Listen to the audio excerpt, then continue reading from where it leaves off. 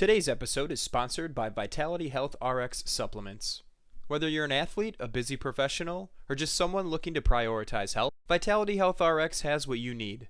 With premium ingredients and rigorous quality control, their supplements support your body's natural functions. Visit shopvrx.com and use code FEELGREAT15 for 15% off your first order. Thanks to Vitality Health RX for sponsoring this episode. Now let's dive in. Welcome to the Feel Better, Feel Great podcast, episode 127. I am Dr. Andrea McSwain. As we delve into the podcast, I want to remind you that while I am a medical professional, the advice that I give here is for educational purposes only. Please seek medical attention so that you may receive guidance on your specific healthcare needs. Now let's embark on this journey together. So today the topic is still about improving organ performance.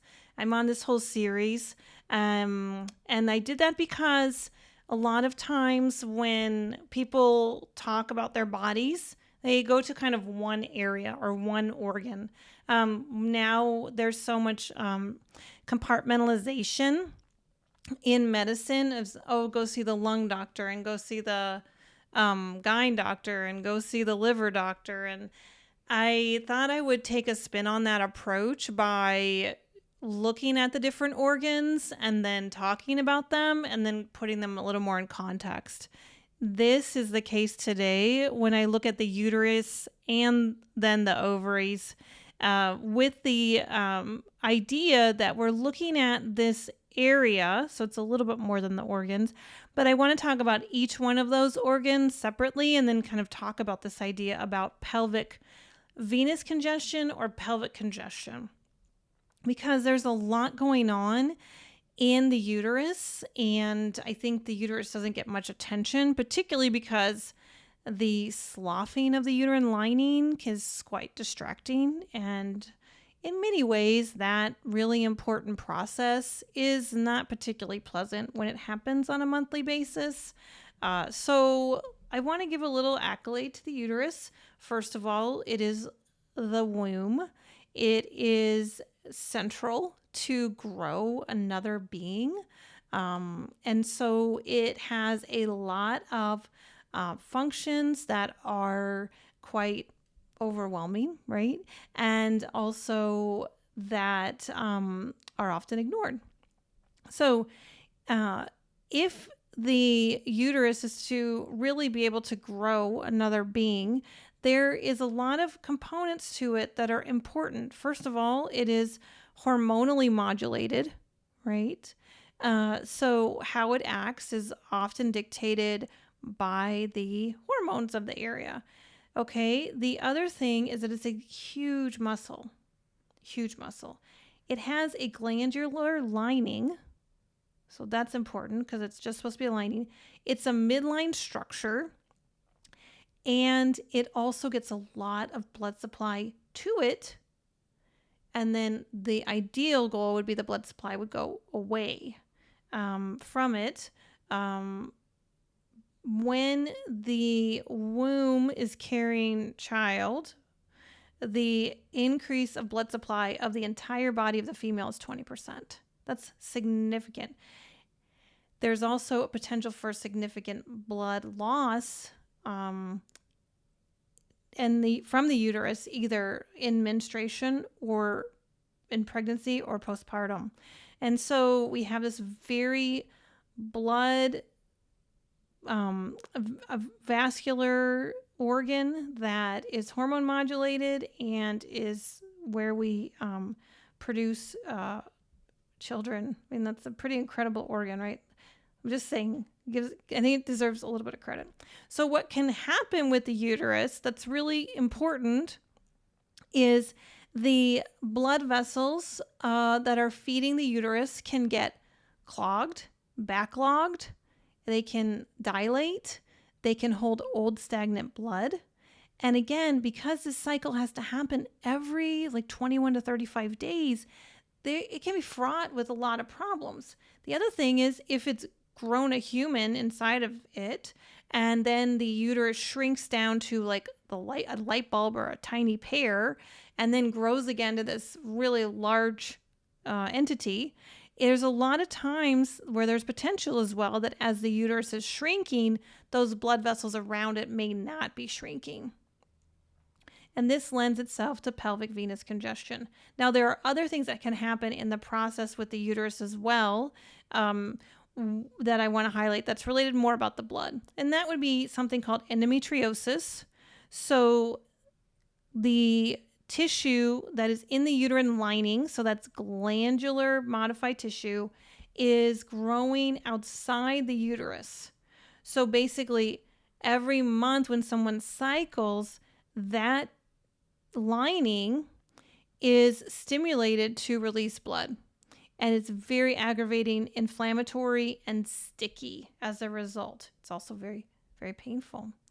What I think one of the major theories that I support is that the blood engorgement into the lining, there's a back pressure, and some of the cells go through the tubes of the uterus, right, the fallopian tubes, and then that's how they're released into the abdominal cavity.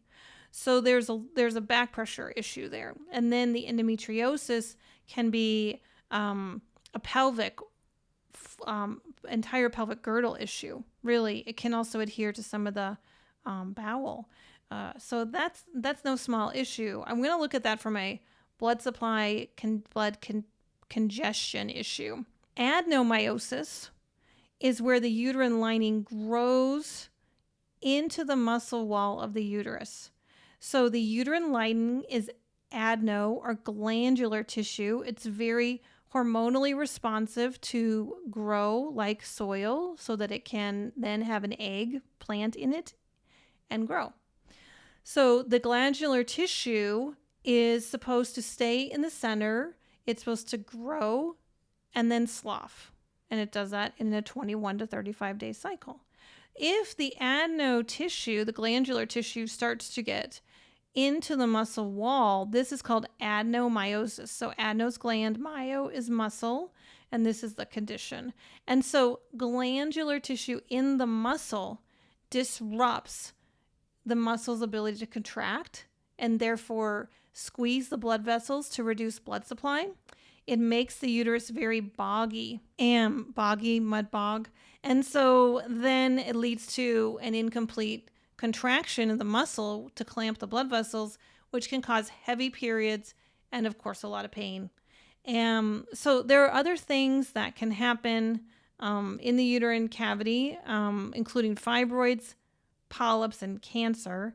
And I will talk about those in another podcast. So what is some testing for some uterine health? And basically, there's obviously manual exam, pelvic exam. This can tell you the uterine size, the shape. Uteruses have variations. I'm not going into that today.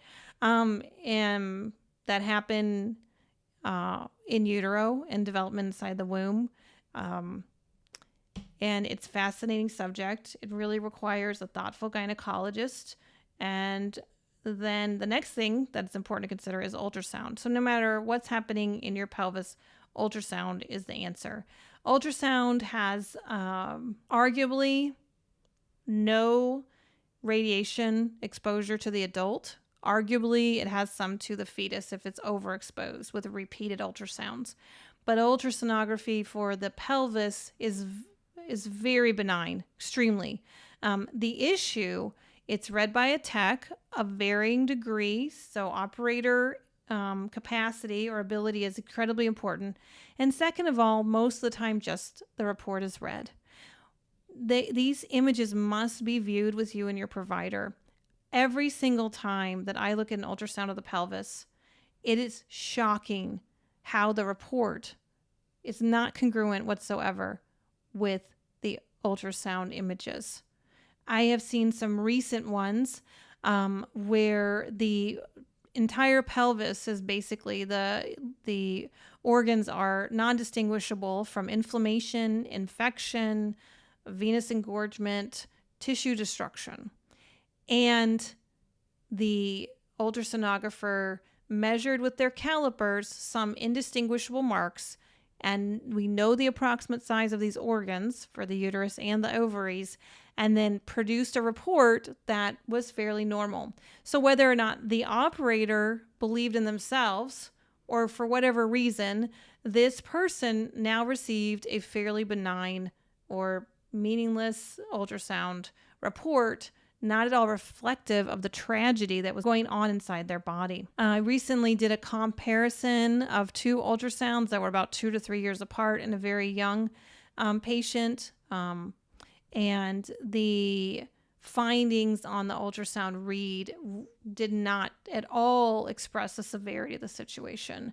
So the point is, it's not just looking for the basics that are seen and assessed in an ultrasound. It's actually looking for the details. Okay. And then there's other things that can be done to test the uterus. So hysteroscope is actually, it's a metal tube that goes inside, has a camera. Hystero is uterus. So the scope goes inside the uterus and it goes through the cervix, and it basically looks inside the cavities. It's usually looking for polyps because we can see fibroids better on imaging. And then there's endometrial biopsy. An endometrial biopsy is taking a small tissue sample from the uterine lining and then evaluating it to look at, is there abnormal cell growth in the biopsy?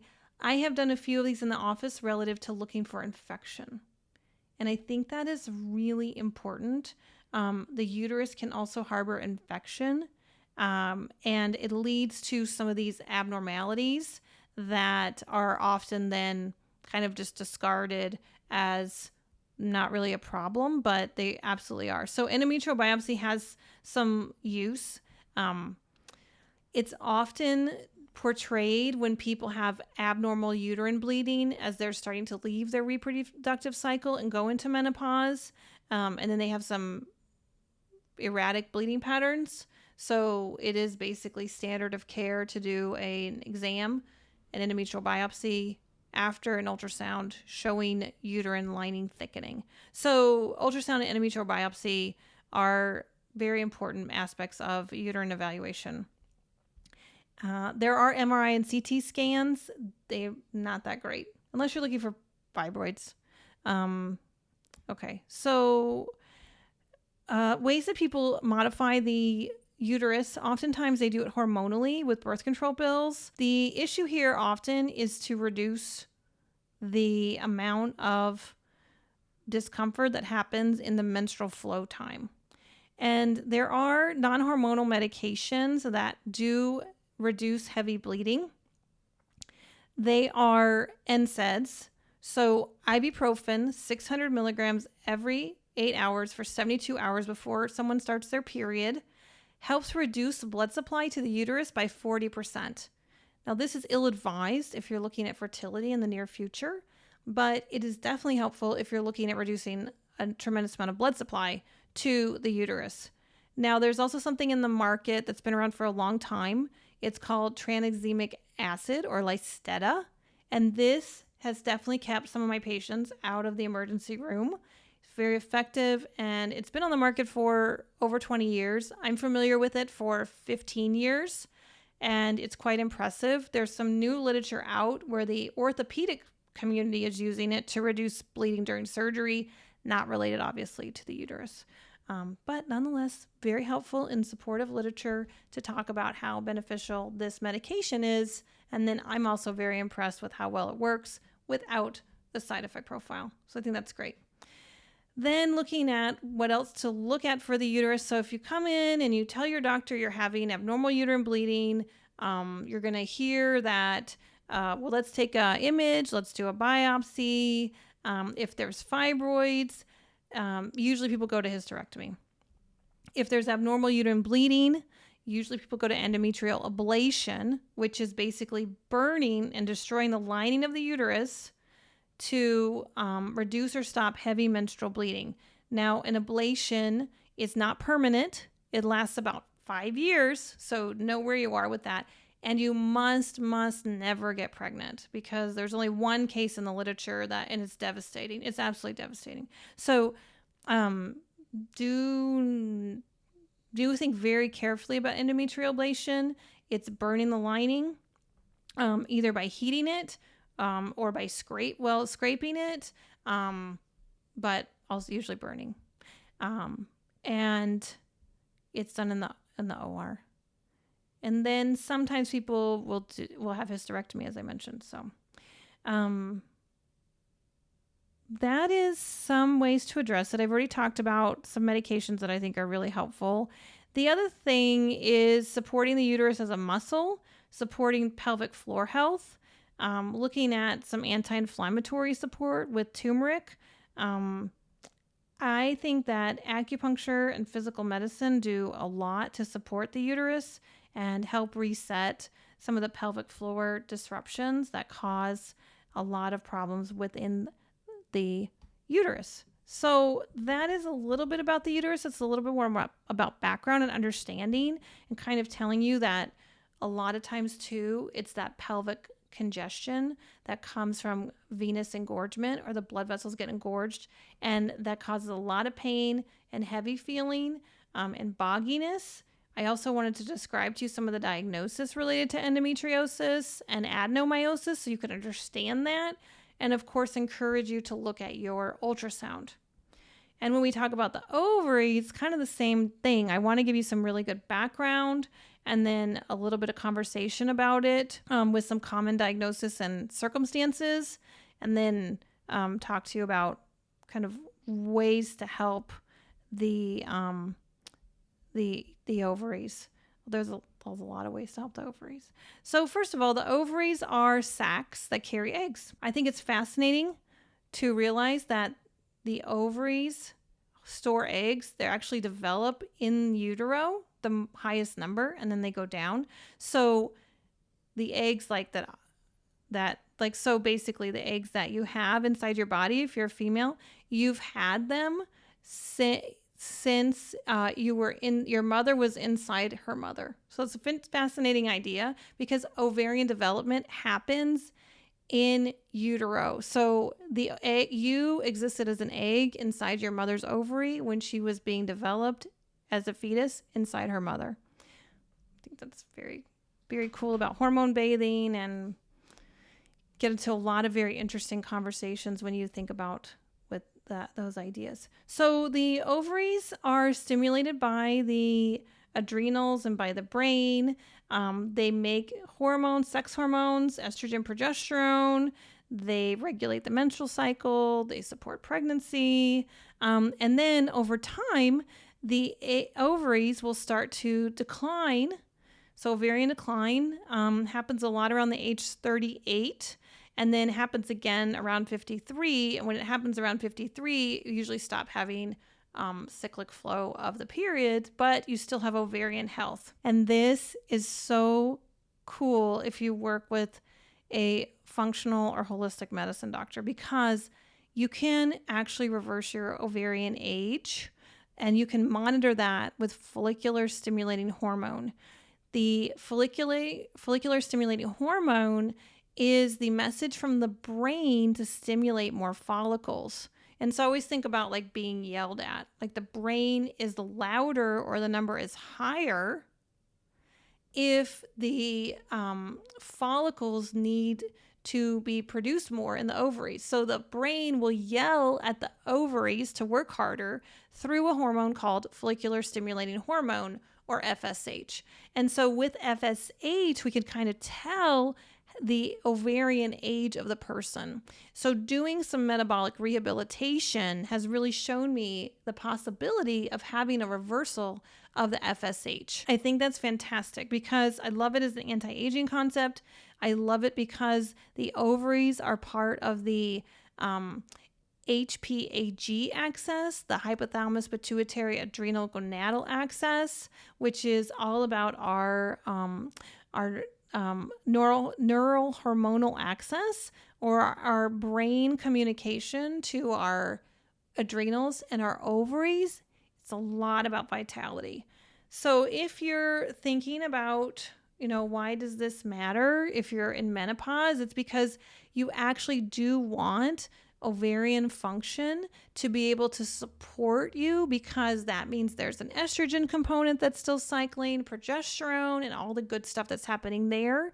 You also want to know that because if you're using hormone replacement therapy, you want to make sure your dose is appropriate, kind of that Goldilocks approach, not too high, not too low, just right, because you want all the benefits of having a really strong sex hormone support that keeps your brain working, your muscles strong, your bones strong, and really vibrant. So when there are ovarian problems, the ovaries can kind of fill with fluid, which is normal because the follicles will open to release the egg to go into the fallopian tube.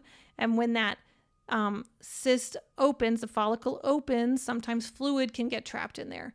That's just normal. So really the ovary looks like a sac with a really obvious border, and then it has cysts or fluid-filled sacs of varying sizes just to look at follicular development. And again, some of those fluid fills just happen because the follicle kind of traps in a little bit of fluid. Now, those cysts can get very, very large, and then they can weigh more than the ovary, and they can create a torsion, and that can be very painful and also serious. And then the other issue with that is if it's destructive to the ovary. So we want to make sure that those ovaries are getting really good pelvic floor support so that they can continue to have that nice movement and release of the fluid and the cysts. So we look to the ovaries on pelvic exam, ultrasound, absolutely, but read correctly. And then there's obviously some hormone tests because the ovaries are really significant hormone producer and hormone responder. Obviously, the ovaries are a lot more about estrogen production, so there can be disruptions with androgens, which are more like testosterone. They can be a little competitive with that. That's a bigger conversation that I have with my patients. And then looking at any mutations that are possible as well. So there's BRCA1 and BRCA2 mutations can look at ovarian and breast cancer. There are some very few times that people have these genetic markers that actually puts them at risk for ovarian cancer. When we look at the ovaries, it's very difficult and there's a lot of fear around ovarian cancer, but we really want to look towards the health of the ovary so that we can have a lot more kind of well-being approach. So looking at some medications and conventional treatments to address the ovaries, oftentimes people are given birth control pills. Birth control pills can be very disruptive to the ovary because first of all, they're synthetic. They're very disruptive to the body because they can go through the liver, and they are very disruptive to the liver, providing a lot of extra residual estrogen that can then sometimes kind of aggravate the ovaries. So that's a very important thing to think about with hormonal birth control pills. There are other ways to support the natural frequency of the cycle, and also looking at the curves of the menstrual cycle to appreciate the different peaks and troughs of the hormones so that that can be supported. How do you have a holistic treatment approach to the ovaries? First of all, the ovaries in general need very good anti-inflammatory foods. Sugar is a hormone modulator, so it's very important to look at avoiding sugar, reducing refined carbohydrates.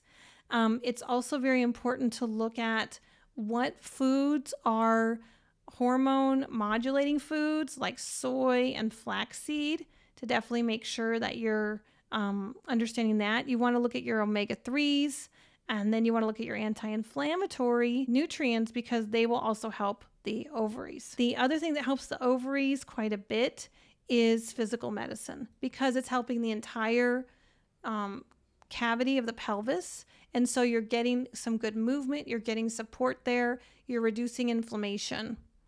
So those are some things that I wanted to discuss with you about uterine health and ovarian health. It's very preliminary. I hope to give you a lot more information in the future. Thank you very much for paying attention today and listening today, and I love your questions. Obviously, this was a very brief overview, but I hope that it supports you in better understanding your body and to feel better and feel great. Thank you so much.